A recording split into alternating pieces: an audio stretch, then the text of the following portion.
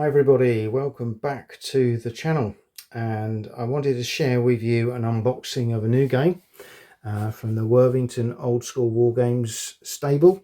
A game I've been looking at since release by Dan Forney, big fan of Dan's games. This is Dropzone, Southern France, the 80th anniversary of the second D-Day, Operation Dragoon. So a game intrigued me from the minute I saw it, both in terms of we're dealing with airborne landings, we're dealing with resistance fighters, and I think this is quite an interesting campaign, yeah, it was a game I immediately thought, yep, that's one I'd like to have on my shelf. And of course, by one of my favourite publishers, Worthington Games. Knowing their quality of components, simple rules that's often scratch the itch for me, it was one I was very intrigued about. So I dived in. You can see here usual good quality thick box that you get. In terms of the back of the box, just gives you a little bit of an overview there of the history.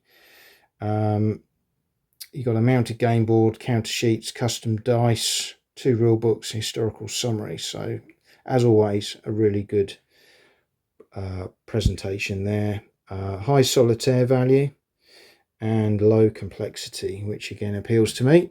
Just showing you some of the counters, some of the dice, etc. But let's get into the box and have a look at the detail. I've taken off the usual wrap just to make it a little bit easier for the purposes of the video. So you start off with this lovely historical summary, which just gives you a full history of the campaign and what happened. It runs to 24 pages, full colour, really nicely done. Really looking forward to reading this and understanding a bit more about this underwritten about campaign, in my view. Haven't seen many books on this, much information. A lot of the focus tends to be on D-Day itself or the later Market Garden campaign, or indeed the Rhine crossings in 45. So this one, looking forward to reading a bit about that. So that's really nice. And then you've got one of the rules books here, again running at 10 pages, although the back page is a bit of a glossary. So again, full colour, set out really nicely, quite big typeset, which suits me again and us with aging eyes. It all looks quite straightforward with lots of examples of play. Multiplayer games here, so if you want to play 2, 3 or 4 players, you can. You've got alternative scenarios. So really the rules are probably running between 7 and 8 pages in real money, which for me is perfect. And you've got 2 of those, so that's great. You then got some of these really nice cardstock setup charts. So this is for the alternative scenario, and this is for reinforcements and assets. So you can see there how that works for the Allies, and likewise same for the German. Really easy to follow. You just match up the counters accordingly. You've got a turn track, victory points chart, really nice full colour on the back. Again, you've got the alternative, the Allied setup for the Albatross paradrops. And then I assume you'll be using this once you get into the game itself. You've got a terrain effects chart, sequence of play, combat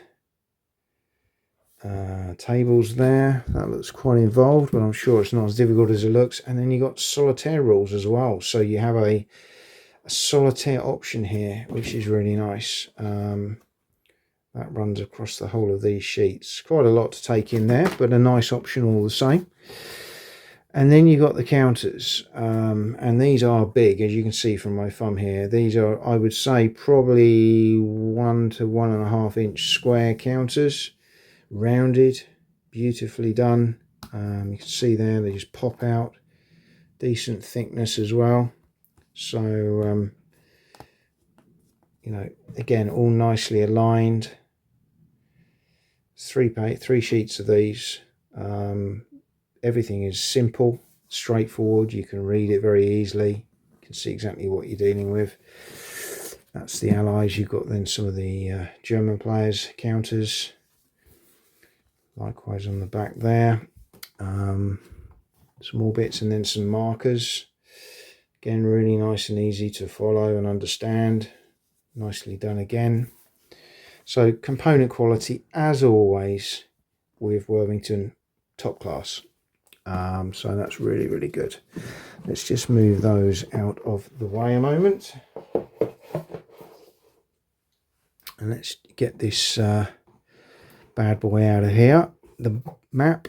And in the bottom here, you've got the usual nice counter tray with the custom dice. So you can see here some nice, interesting custom die.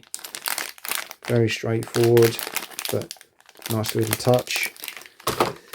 Be able to put all your counters in there, which is lovely. And then you've got the map, which I'm just going to try and unveil. It's a big boy. Let's see. Oh, yeah, it's a big map.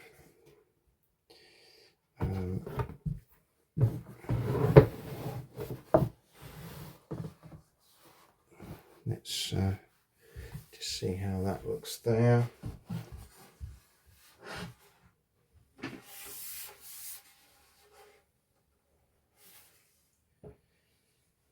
So I'll just let you have a little look at that, and then we'll scan around a little bit because we've got, excuse my camera is on a tripod at the moment, but hopefully you can get a nice flavour of the size of the map there and the scope that it provides for movement, etc.